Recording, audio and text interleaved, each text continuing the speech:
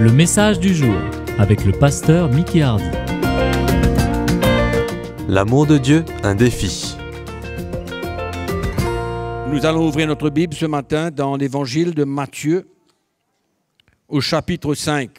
Chapitre 5, le verset 43.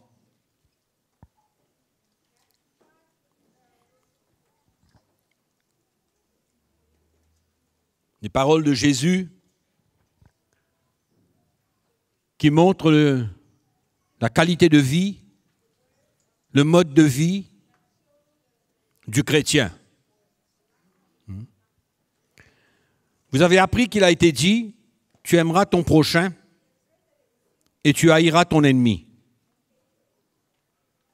Mais moi je vous dis, aimez vos ennemis, bénissez ceux qui vous maudissent, faites du bien à ceux qui vous haïssent et priez pour ceux qui vous maltraitent et qui vous persécutent, afin que vous soyez les fils de votre Père qui est dans les cieux. Car il fait lever son soleil sur les méchants et sur les bons. Et il fait pleuvoir sur les justes et sur les injustes.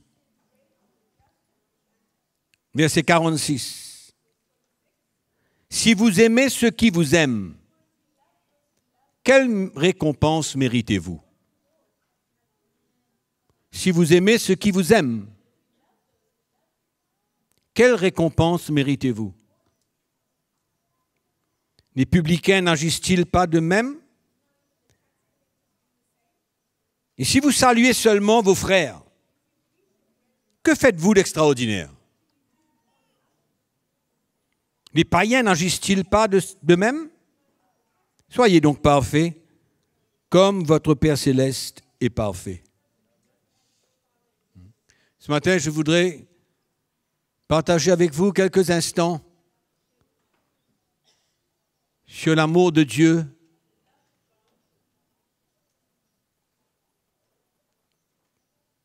que nous avons besoin de transporter dans nos vies. L'amour de Dieu. L'apôtre Paul, quand il nous parle dans l'Épître aux Corinthiens, il nous dit qu'on peut faire beaucoup de choses, paraître très spirituel, parler en langue, prophétiser, faire beaucoup de choses au nom de Jésus, dans le nom de Jésus. Mais si l'amour de Dieu n'est pas présent dans notre cœur, tout ce que nous faisons est en vain. Oui ou non? C'est en vain. Comme quoi que l'amour de Dieu dans nos cœurs, c'est quelque chose de primordial. Et Jésus nous dit que si nous aimons ceux qui nous aiment, quelle récompense que nous aurons?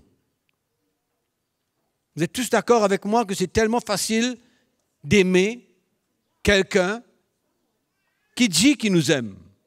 C'est facile de les aimer en retour. Il n'y a aucun effort. Rien. Les païens agissent ainsi. Mais nous ne sommes pas de ceux qui vont simplement aimer ceux qui nous aiment. Mais nous sommes appelés à aimer ceux qui nous savons ne nous aiment pas. Pas nécessairement à travers une persécution, non.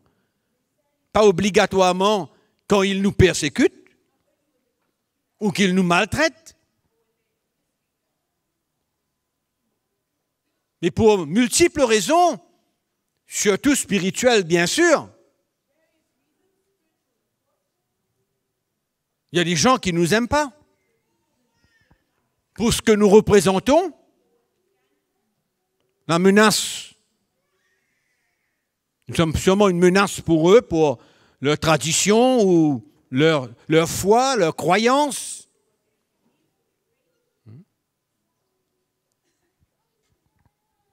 Quel est l'appel de Dieu dans notre vie? C'est facile de les ignorer. C'est facile de passer à côté. Ignorer. Fuir. Ne pas vouloir les rencontrer. Parce qu'on sait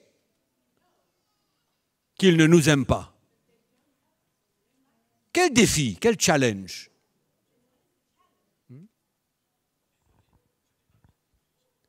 L'Ancien Testament disait, tu aimeras ton prochain, tu haïras ton ennemi. C'est facile, dans un sens. Mais Jésus, il ouvre notre porte, une porte nouvelle pour nous. Parce qu'il sait que nous ne pourrons pas aimer personne sans lui. Nous avons besoin de son amour pour pouvoir aimer les autres. Pour pouvoir aimer ceux qui sont contre nous, qui ne nous aiment pas. Combien d'entre nous ici, nous connaissons les gens qui ne nous aiment pas? On sait qu'ils ne nous aiment pas pour telle raison, multiples raisons. Ils ne nous aiment pas. Et la chose la plus facile à faire, c'est de les fuir. Les ignorer, non? Mais vous savez, l'amour de Dieu dans notre cœur, c'est une attitude, ça. C'est le fruit de l'esprit. C'est un travail de Dieu dans notre cœur. Ce n'est pas simplement une décision. Nous prenons beaucoup de fois des décisions tous les jours de notre vie.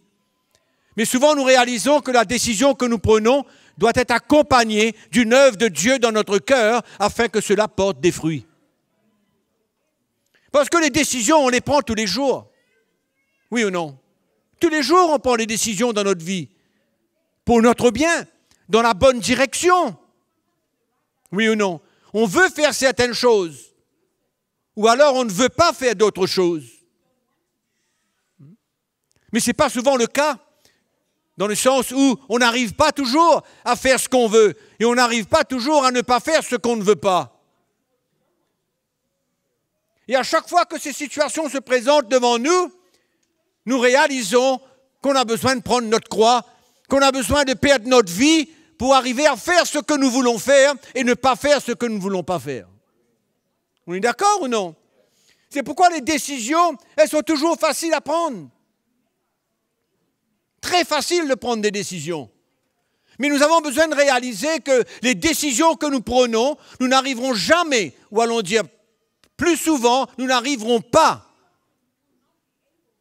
à faire ce que nous avons décidé si nous allons essayer de les faire de notre propre force et que nous ne cherchons pas l'œuvre de Dieu dans notre vie pour remplir ce vide qu'il n'y a pas par l'amour de Dieu afin que nous puissions vivre comme le Seigneur.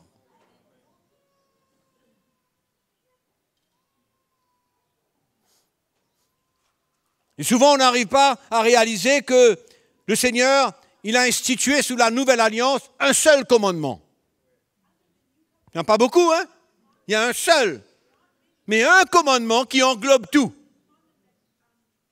Un seul commandement. Ça englobe tout. Il suffit d'avoir l'amour de Dieu en nous pour accomplir la justice de Dieu en toutes choses. Un commandement, un seul. D'aimer. L'amour de Dieu. C'est un grand mot, l'amour. Hein?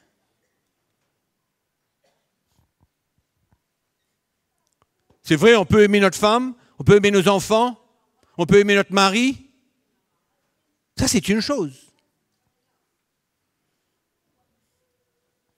Pourquoi c'est facile? Parce qu'on sait que notre femme nous aime. Ce n'est pas la principale raison, non. Bien sûr. Mais quand on connaît, on sait que quelqu'un ne nous aime pas.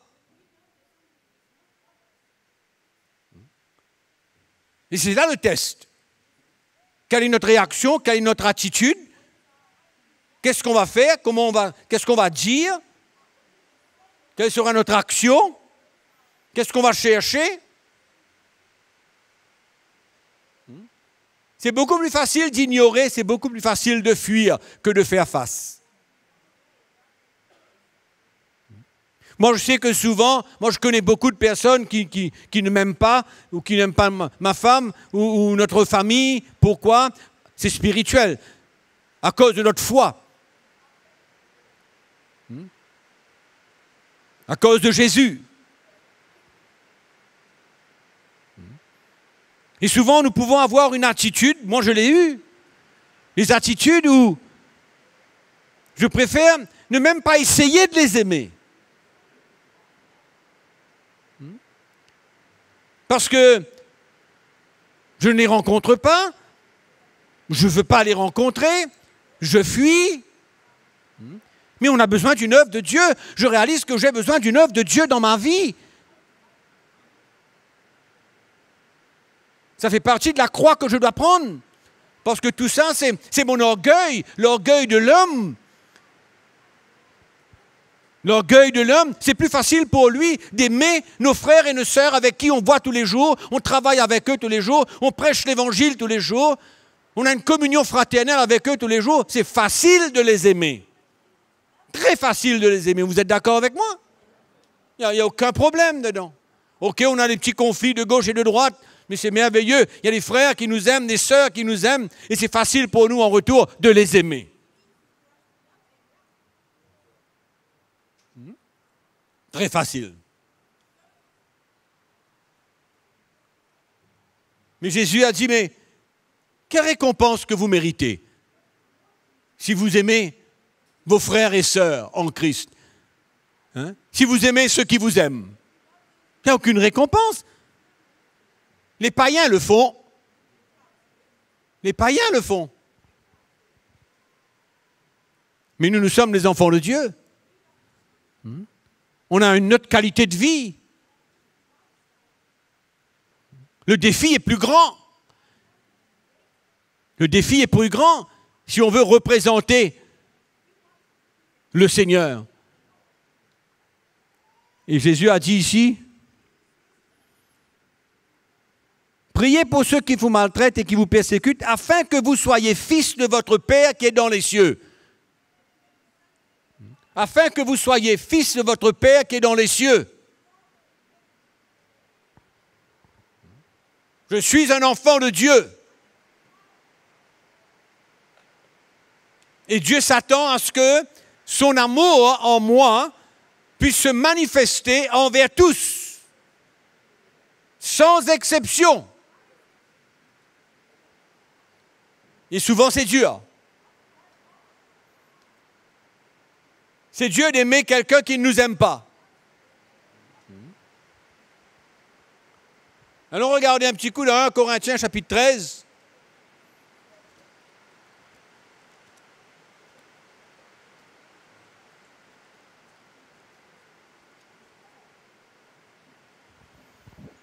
Un chapitre en entier sur l'amour.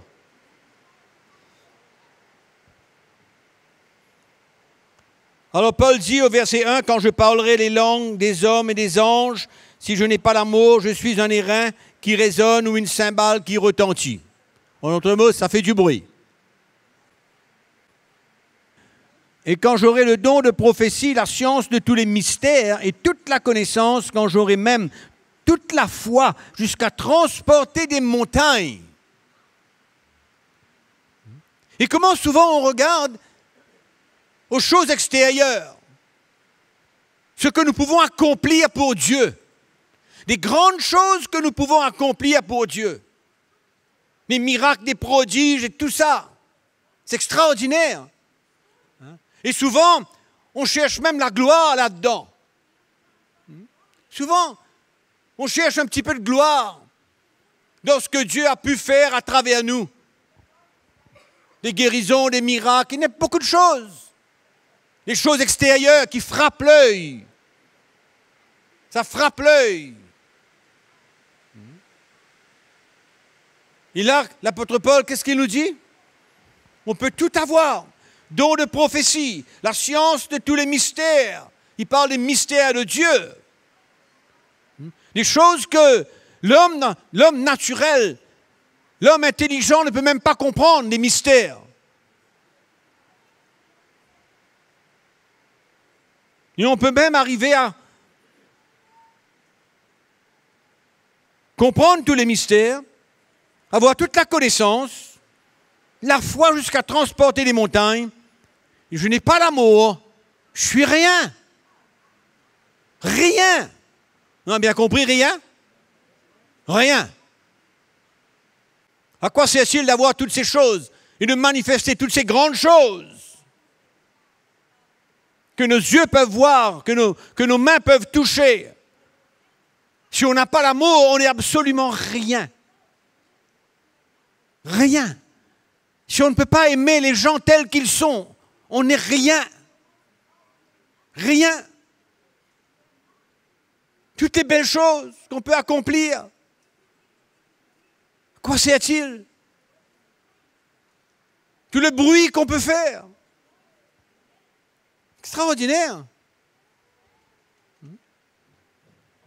On n'est absolument rien, l'apôtre Paul dit. Et il va un peu plus, il dit, quand je distribuerai tous mes biens, un acte de charité. Tu comprends ce que je dis? Tous mes biens. Pour la nourriture des pauvres. C'est une belle chose quand même, oui ou non? C'est une belle chose.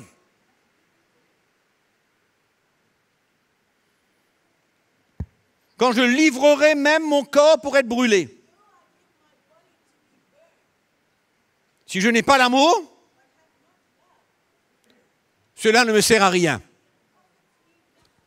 Alors les gars, ça va un petit peu loin, je trouve. Hein? Je trouve que ça va un peu loin, là. Hein? Paul est un petit peu extrémiste. Non? Il paraît qu'il est très extrémiste là-dedans. Mais il dit quelque chose de très clair. Oui ou non? Il n'y a pas de confusion dans ce qu'il dit? C'est clair. Il n'y a pas d'ambiguïté? Clair. Vous réalisez un petit coup? Un d'entre nous ici? On vend tous nos biens? On donne aux pauvres? Quelle belle action! S'il n'y a pas l'amour derrière tout cela, zéro. Ça ne sert à rien. Ça ne sert à rien. C'est pourquoi ce n'est pas une question de bonnes œuvres. Ce n'est pas une question simplement de faire de bonnes choses, de montrer aux gens ce qu'on peut faire. Hein? Montrer aux gens ce qu'on peut faire. Qu'on est prêt même à faire. Vous savez, ça ressemble un petit peu à la religion. Non? Ça ressemble un peu à la religion. On fait des choses pour montrer ce qu'on peut faire. Mais s'il n'y a pas l'amour de Dieu, ça ne sert absolument à rien. L'apôtre Paul le dit, de la part du Saint-Esprit. C'est pourquoi souvent on s'emballe. On est excité de voir les choses, c'est vrai. Quand on voit Dieu agir, quand on voit le Seigneur se manifester, c'est merveilleux, c'est encourageant. Mais jusqu'à où est-ce que ça va? Jusqu'où ça va vraiment porter du fruit? Jusqu'où? Puisque l'apôtre Paul nous dit on peut faire toutes ces choses, mais si on n'a pas l'amour, on n'est rien. Et ça ne sert à rien.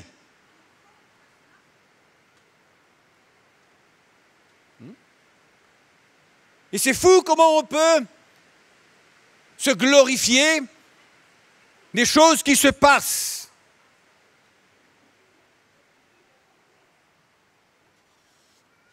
à travers nous. Mais quand il n'y a pas l'amour, qu'est-ce qui reste?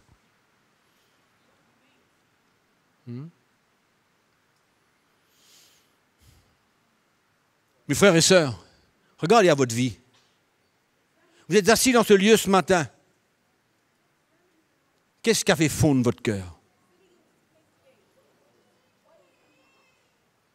Quelle a été la chose qui un jour vous a emmené à capituler, à jeter vos armes?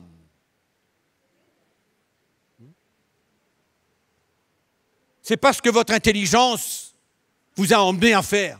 Non. Non. C'est l'amour de Dieu qui a touché notre cœur, de réaliser ce qu'il a accompli pour nous, ce qu'il a fait pour nous, pécheurs, des bons à rien, séparés de Dieu, loin de Dieu. Qu'est-ce qui a fait fondre notre cœur? C'est l'amour de Dieu. C'est l'amour de Dieu. L'amour de Dieu manifesté par la croix de Jésus.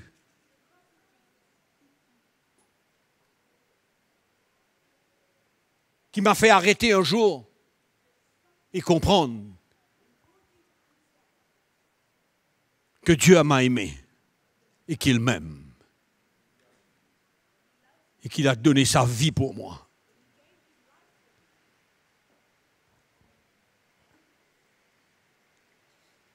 Pourtant, j'étais quelqu'un de très religieux. Oui. Noyé dans ma tradition. Très religieux. Faisant tout ce que je connaissais, je devais faire à cette époque. Pèlerinage, enfin de tout.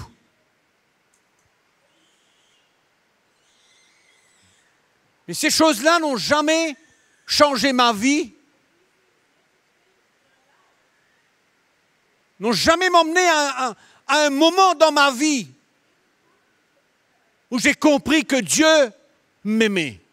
Il fallait que la croix soit révélée à mon cœur, il fallait que l'amour de Jésus puisse couler, venir vers moi dans mon cœur, me faire ressentir combien, jusqu'à où il est prêt à m'aimer.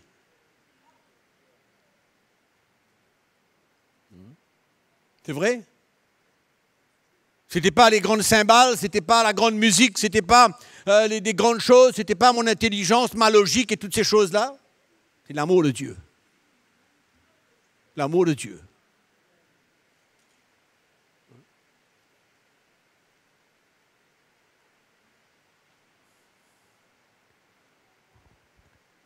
Et l'apôtre Paul décrit l'amour. Moi, je trouve choquant, parce que je trouve que, franchement, je suis bien loin. Bien loin de ce que Dieu s'attend de moi. L'amour est patient. Combien d'entre vous, vous êtes patient? Patient. Hein? Mais vraiment patient. Les choses se passent, c'est tranquille. Vous n'aimez pas ce qui se passe, vous restez tranquille. Combien d'entre vous sont comme ça? Non?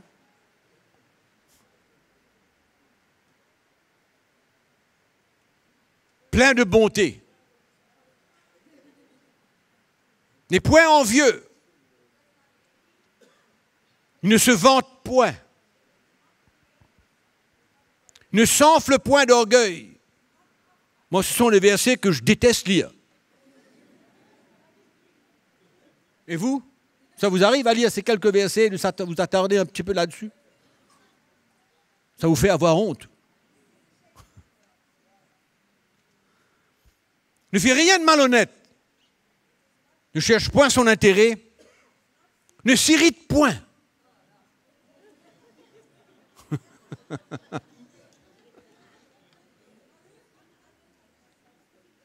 Ne soupçonne point le mal. Ah.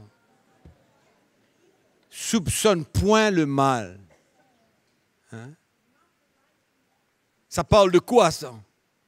Ça parle de jugement? Non. Ça parle de critique?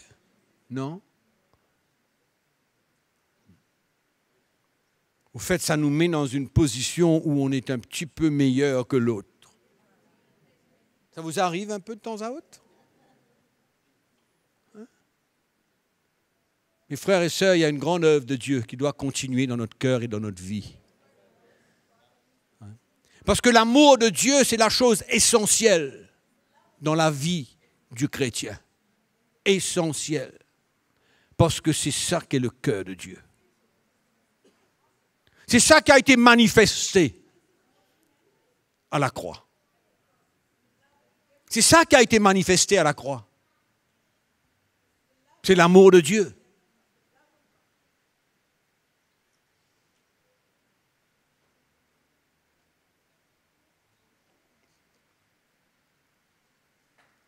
Ne se réjouit point de l'injustice, mais il se réjouit de la vérité.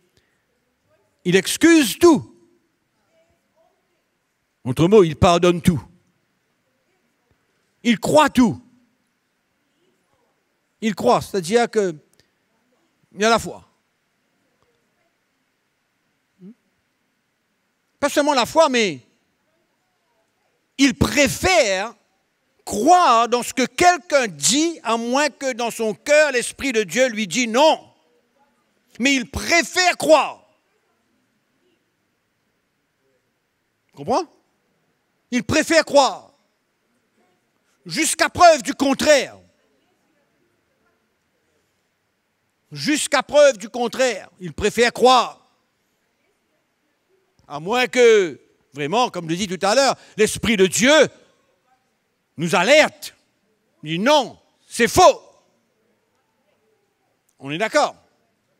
Mais je parle de l'attitude.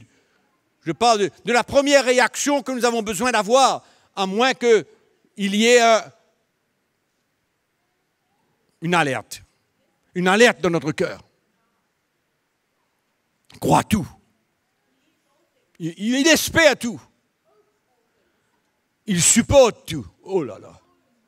Il supporte tout.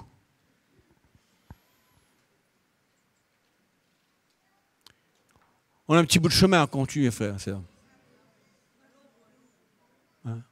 On a un petit bout de chemin à continuer encore. Mais c'est sérieux.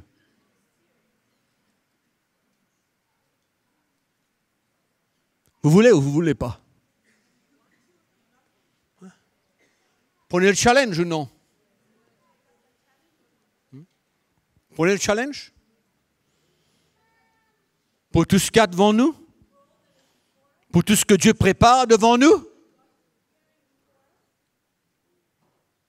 La première épître de Jean.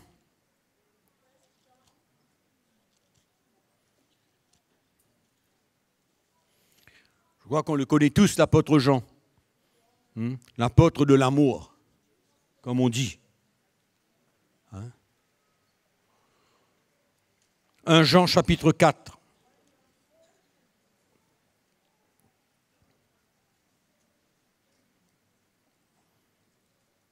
Verset 7.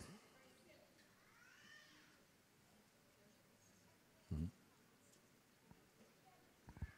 savez, quand on lit ces quelques versets qu'on vient de lire et tout ce qu'on est en train de partager, je crois que c'est une question personnelle.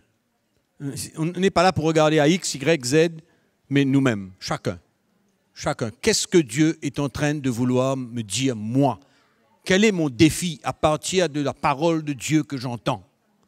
Moi, personnellement, moi. Toi. Il n'y a pas de comparaison à faire, il n'y a pas de compétition à faire? Non. Il dit, bien aimés, aimons-nous les uns les autres. Car l'amour est de Dieu. Et quiconque aime est né de Dieu. Et il connaît Dieu. Celui qui n'aime pas n'a pas connu Dieu, car Dieu est amour.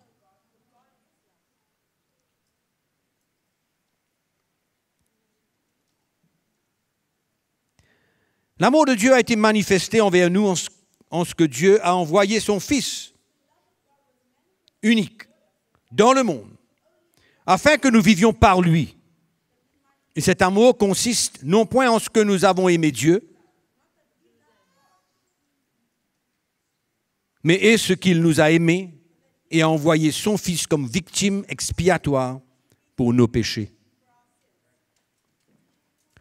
Bien-aimés, si Dieu nous a ainsi aimés, nous devons aussi nous aimer les uns les autres. Amen. Il n'y a pas de choix ici. On n'a pas de choix là. Hein? C'est le commandement. C'est notre vision. C'est notre appel. On ne peut pas fuir. Et combien de fois on se trouve dans des situations où on agit un petit peu contrairement à tout ce que nous entendons là, et tout ce que nous lisons là. C'est pourquoi la croix de Jésus-Christ, c'est notre appel.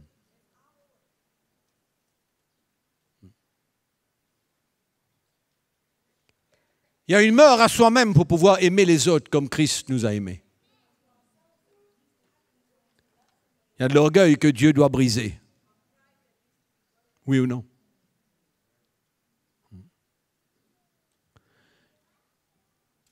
Quand les choses ne se passent pas comme on veut,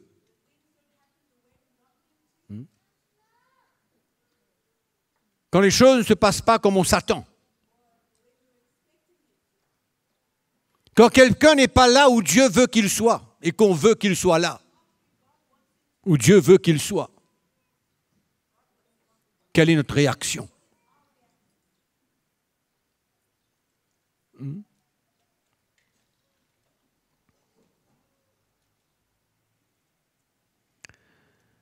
Le verset 20. Si quelqu'un dit « j'aime Dieu » et qu'il haïsse son frère, il est un menteur.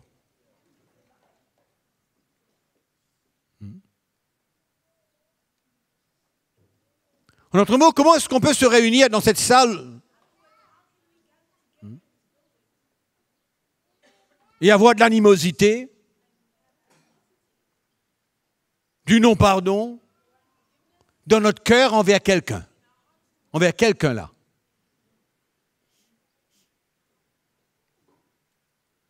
Comment? Aimer, c'est passer au-dessus de tout. Elle est sans condition. L'amour, il est sans condition.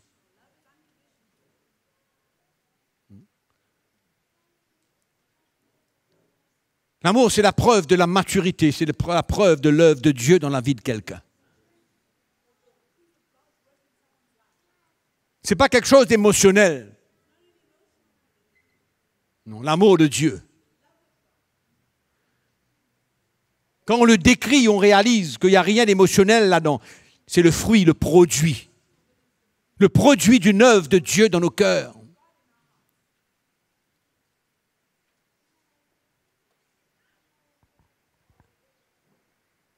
Où on vit au-dessus de tous ces problèmes qu'on peut avoir avec les gens. On vit au-dessus de toutes les réactions de la part des gens. De toutes les accusations de la part des gens. De tout geste et parole de la part des gens.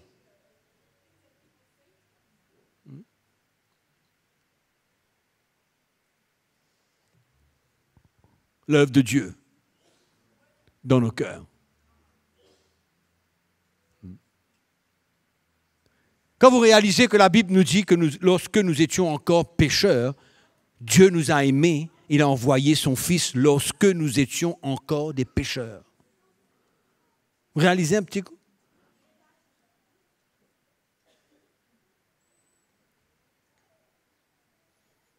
La Bible nous dit que nous sommes tous pécheurs. Nul n'a été trouvé juste devant Dieu. Nous étions tous pécheurs. Mais Dieu a prouvé son amour. Vous réalisez un petit coup? Hein? Et nous, les enfants de Dieu, c'est notre appel. Comment est-ce que je peux dire que j'aime Dieu, que je ne vois pas, mais que je n'aime pas mon frère, que je vois? J'aime Dieu. Dieu, notre Père. Comment est-ce que je peux dire que je l'aime? Je ne le vois pas, mais je dis que je l'aime. Mais le frère que je vois, je ne peux pas l'aimer. Comment je peux faire? Comment je peux dire une chose pareille? Tous les chrétiens aiment Dieu. C'est là où on va décrire quel est cet amour avec lequel tu aimes Dieu. C'est quoi cet amour avec lequel tu aimes Dieu si tu ne peux pas aimer ton frère? C'est quoi cet amour? C'est une parole? C'est quoi? C'est la tradition? C'est ce qu'on doit dire? C'est ce qu'on doit dire? Comment deux frères n'arrivent pas? Comment deux frères n'arrivent pas à s'aimer, à travailler ensemble, à voir le plan de Dieu ensemble, à prier ensemble? Comment?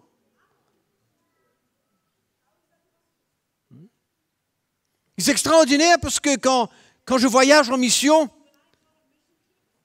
je vois de chrétiens, de pasteurs, des prédicateurs de l'Évangile. Ils prêchent l'Évangile, mais ils ne peuvent pas s'asseoir ensemble. Pourtant, ce sont des frères. Ce sont des frères, ce sont des sœurs. Si quelqu'un dit qu'il aime qu'il ne peut pas aimer son frère, il ne l'aime pas, ben, comment servir Dieu? Comment servir le Seigneur? Quand je n'arrive pas à aimer mon frère, comment je fais ça?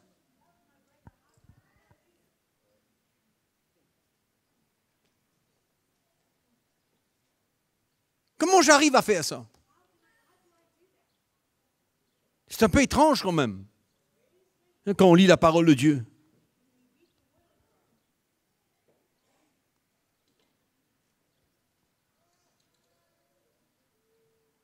Il faut prendre le défi. Et réaliser que c'est une des choses les plus importantes de notre vie chrétienne. Une des choses les plus importantes de notre vie chrétienne. Et de traverser cette porte et d'avoir l'assurance dans notre cœur qu'on n'en a contre personne. Ce n'est pas une question même de n'en avoir rien contre personne, mais d'aimer tous ceux qui sont là.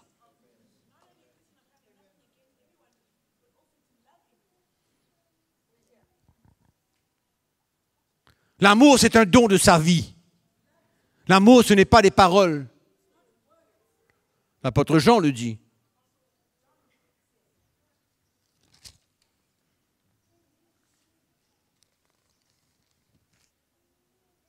Petits enfants, n'aimons pas en parole et avec la langue, mais en action et avec vérité. C'est tellement facile de dire qu'on aime quelqu'un.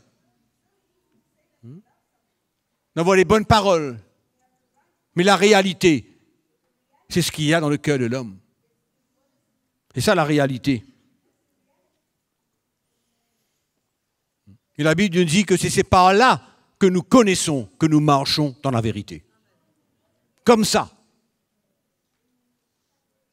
Que nous connaissons, que nous marchons dans la vérité.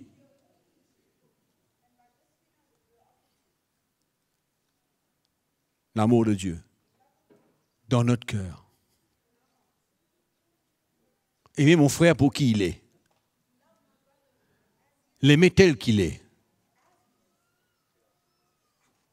Et de savoir que Dieu qui a commencé une œuvre dans sa vie saura compléter cette œuvre.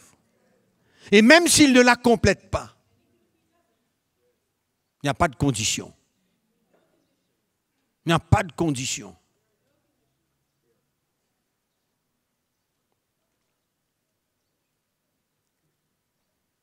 L'aimer jusqu'au bout. C'est extraordinaire. Extraordinaire. Et c'est ça, c'est la plus grande preuve de la vraie chrétienté. C'est la preuve de la vraie chrétienté. Vous savez qu'il y a beaucoup de choses qui vont disparaître. L'apôtre Paul nous dit en 1 Corinthiens chapitre 13. La connaissance, toutes les choses vont disparaître. Mais il y a une chose qui va demeurer. C'est l'amour de Dieu. Amen. C'est pourquoi il vaut mieux avoir une vision. D'être des enfants de Dieu qui transportent l'amour de Dieu plus qu'autre chose. Parce que c'est la chose qui va demeurer éternellement. C'est l'amour de Dieu. Beaucoup de choses vont disparaître.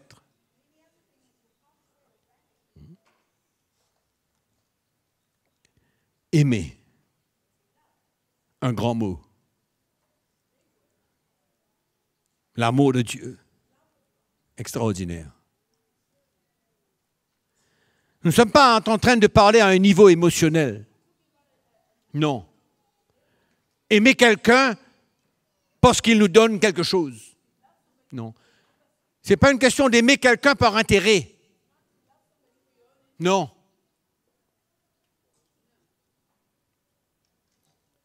L'amour est selon la vérité de Dieu. Oui? L'amour est selon la vérité de Dieu. Je ne peux pas aimer parce que quelqu'un me fait du bien. Non. Je ne peux pas aimer parce que quelqu'un me bénit. Non.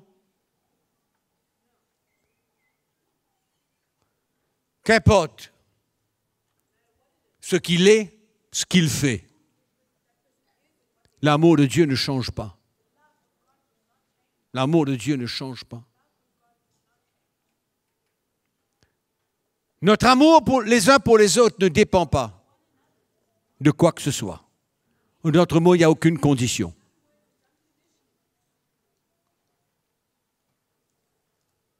C'est comme ça que ceux qui ne connaissent pas Dieu, ou même ceux qui sont rétrogradés, peuvent goûter à l'amour de Dieu. Parce que nous les aimons tels qu'ils sont. Si on avait à aimer les gens avec condition, peut-être qu'on n'aimera pas beaucoup de personnes. On mettrait nos conditions pour aimer. Mais il n'y a aucune condition. On doit aimer tout le monde. Tout le monde. Donner notre vie pour les gens. C'est ça l'amour de Dieu. C'est donner sa vie. Donner sa vie.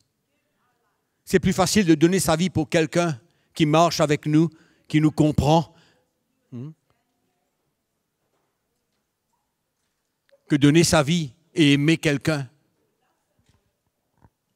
qui ne marche pas avec nous. Vous avez remarqué qu'il y a un grand conflit dans l'Église de Jésus-Christ en général? La compétition, la division, etc., etc., etc. Ça existe partout. Partout. C'est pourquoi nous prêchons le message de la croix de Jésus-Christ, pour permettre à l'Esprit de Dieu de faire une œuvre en nous, pour que nous puissions aimer tout le monde, quel qu'il soit. Amen. Quel qu'il soit. Qu'il fasse des bonnes choses ou de mauvaises choses.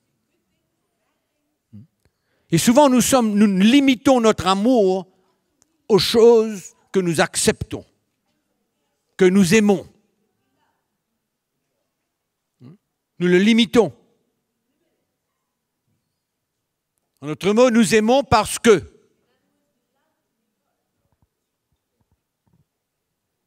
Tu fais ce que je trouve, est bon. Il y a de quoi réfléchir, il y a de quoi nous mettre devant le Seigneur. Quand on regarde même à nos paroles, ce que nous disons, veillez. C'est l'abondance du cœur que la bouche parle. L'abondance du cœur que la bouche parle. C'est un défi pour nous.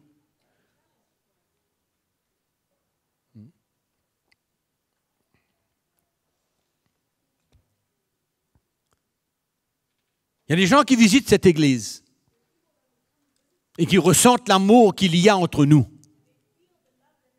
Entre nous. Hein? Est-ce que ce n'est pas un petit peu aimer ceux qui nous aiment? Aimer ceux qui nous aiment?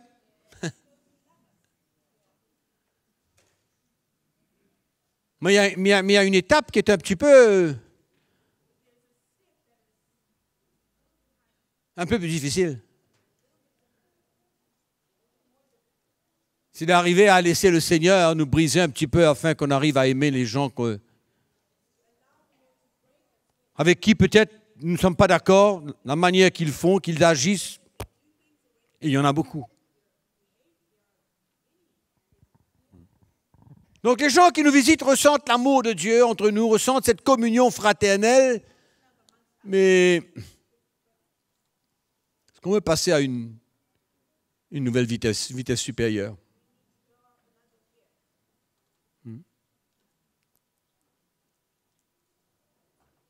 Et vraiment désirer,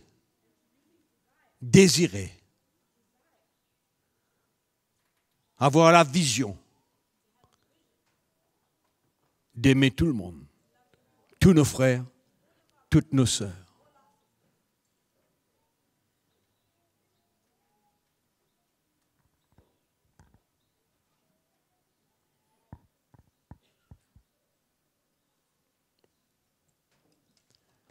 « 1 Corinthiens chapitre 13 est très, très, très challengeant.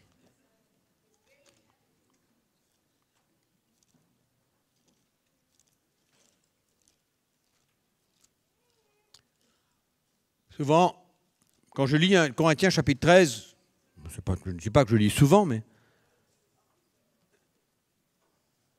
moi je trouve que quand on a des problèmes, quand on a des situations difficiles, quand on veut encourager les gens, quand on veut que Dieu nous parle,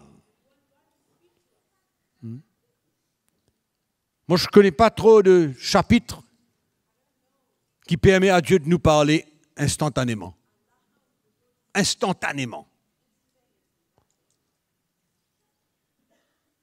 Instantanément, il nous parle. La description de l'amour de Dieu, si c'est la chose que nous recherchons dans notre vie, l'amour de Dieu. Mais on n'a qu'à lire le chapitre 13. Et je suis certain que si nous sommes un petit peu sincères, Dieu nous parle. Oui, il nous parle de plusieurs manières. Oui, il nous parle de la part de n'importe qui. Oui. Mais souvent, on lit la parole de Dieu, on dit, Seigneur, montre-moi quelque chose. Lisez 1 Corinthiens chapitre 13. Il y aura de quoi se mettre à genoux et demander l'aide du Seigneur. Qu'il nous aide.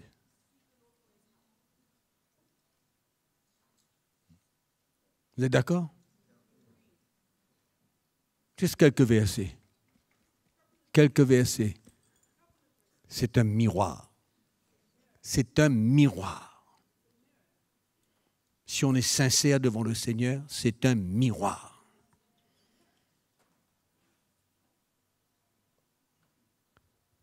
Et je vous encourage, nous tous qui sommes là,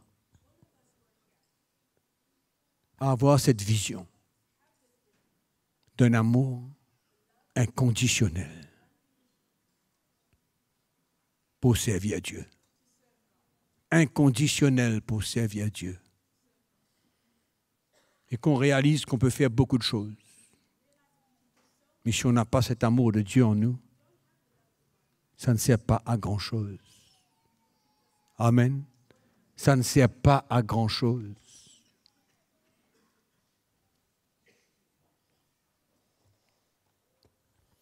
Que le Seigneur nous aide.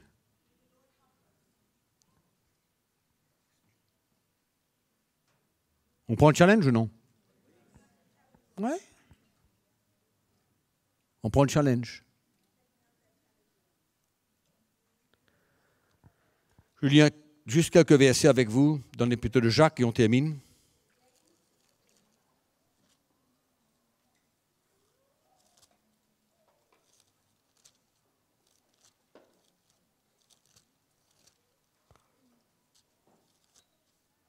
Jacques chapitre 3.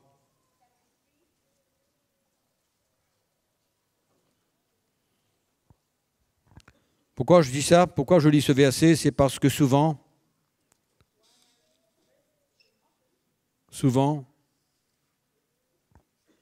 on parle beaucoup.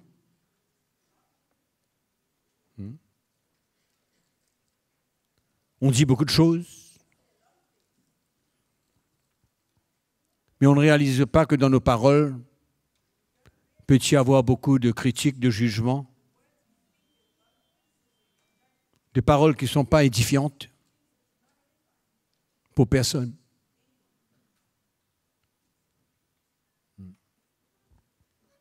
Et encore, notre langage, les paroles qui sortent de notre bouche sont une indication. Souvent. De ce qu'il y a dans notre cœur. Et quand on regarde 1 Corinthiens chapitre 13, les paroles que nous disons peuvent nous montrer si vraiment nous aimons. Nous avons un amour dans notre cœur pour les uns les autres.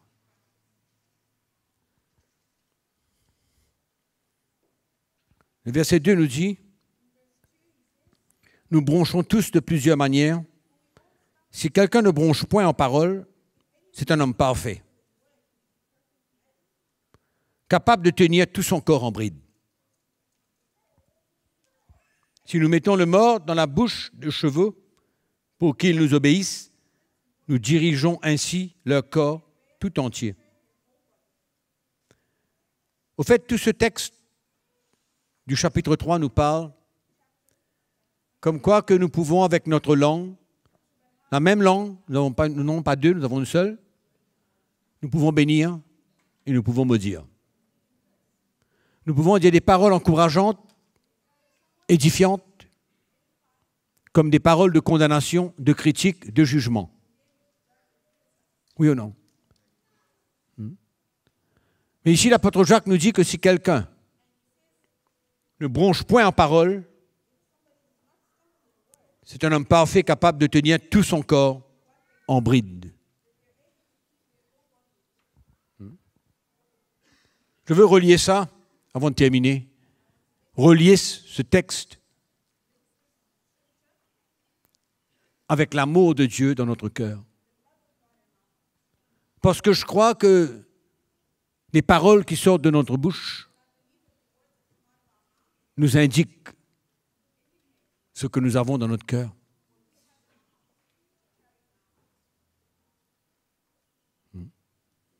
Nos paroles démontrent si nous aimons ou non. Si nous aimons selon ce que nous avons lu dans 1 Corinthiens chapitre 13. Je ne parle pas de si nous aimons selon ce que nous pensons et la description de l'amour de Dieu. Mais je parle de l'amour de Dieu quand on lit 1 Corinthiens chapitre 13 que j'ai lu tout à l'heure.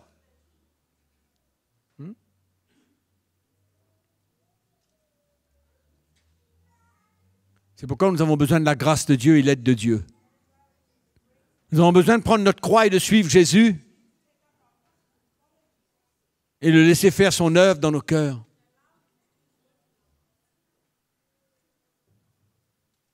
Que cet amour de Dieu puisse se manifester non seulement au sein de l'Église, parmi nous entre frères et sœurs que nous aimons,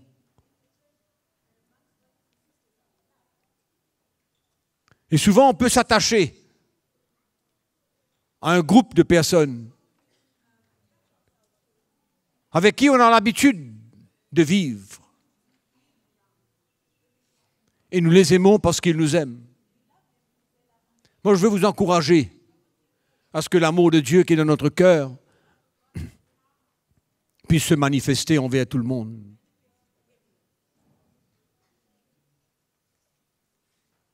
Et en plus, à travers l'œuvre de Dieu se manifester envers ceux qui ne connaissent pas Dieu, qui ne nous aiment pas, qui ne nous aiment pas pour telle ou telle raison. Et que nous puissions manifester l'amour de Dieu. Et que leur vie et leur péché ne nous arrêtent pas. L'amour est au-dessus de toutes ces choses. Au-dessus de tout.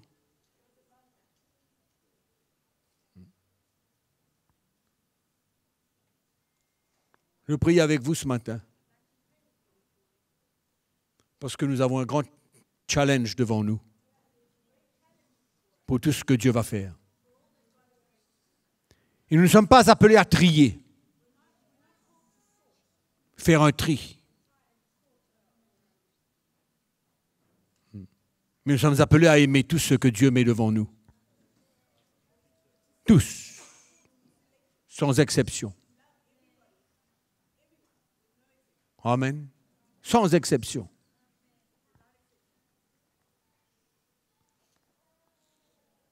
Moi, je sais que je ne suis pas arrivé. Loin d'être arrivé. Loin d'être là où Dieu veut que je sois. Loin de transporter le vrai amour de Dieu dans ma vie. Mais si on prêche l'Évangile, c'est parce que nous voulons tous grandir, nous perfectionner et pouvoir servir le Seigneur de mieux en mieux. De mieux en mieux. Et l'amour, c'est l'élément clé de pouvoir servir à Dieu. À la fin du texte que nous avons lu en premier, Jésus a dit « Soyez parfaits, comme votre Père céleste est parfait. » Comment devenir parfait? L'apôtre Jacques parle de l'amour parfait, qui bannit la crainte. L'amour parfait. Cet amour parfait que Dieu veut mettre dans notre cœur est la vraie solution. La vraie solution pour le travail de Dieu. C'est vrai qu'il y a d'autres choses encore. Oui, il y en a d'autres. Beaucoup d'autres éléments que nous avons besoin pour servir Dieu. Beaucoup. Mais l'amour de Dieu dépasse toute chose. Vous êtes d'accord? Merci de nous avoir suivis. À bientôt.